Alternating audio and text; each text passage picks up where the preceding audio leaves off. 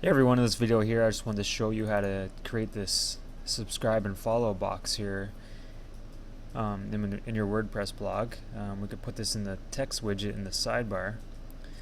Now the first thing we want to do, we're going to head over to iconfinder.com. You can actually find these icons on almost any website, but I use iconfinder.com.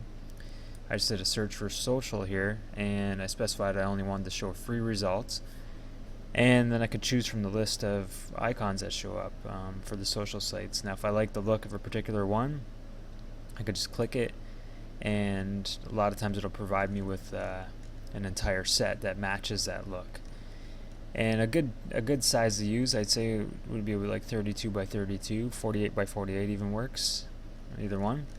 So you just download all those to your computer and just make sure you get ones that match, and grab all the ones that you want to work with and then upload them to your server and make note of the path, because we're going to be using that later in the code. So after we do that, we can add some CSS. Now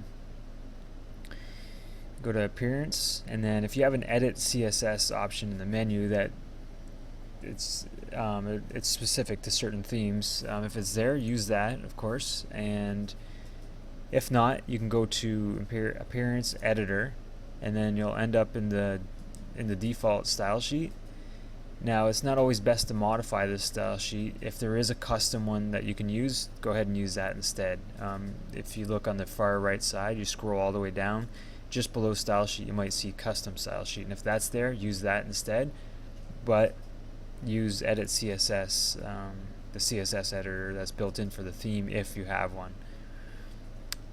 Now here's all the code that's going to be used. This video is going to be linking to an article where you can copy and paste that code, and this is how it shows up. This defines the actual box, and these are there's a bunch of different sections of code here that defines it for each icon. Now FB, for example, is for Facebook, and then we'll put in the path to the actual Facebook icon in there, and the width and the height show up in there too. So you can just copy this chunk of code and paste it for every icon that you want to place, and then just modify the name, and then modify the URL for the image, and then just make note of the class name, because we're going to be using that in the HTML later. So once you have all the CSS in place, you can save it, and then head over to appearance and then widgets. And for this, I just use a text widget that I put in here. I put the title in, subscribe and follow, and then here's all the code for that. So now each icon will have its own paragraph here, and then you can just put in the path to the actual profile that you want to link to. This is my Facebook profile here, and then just make sure this class name here matches the same class that you put in for the CSS code earlier on.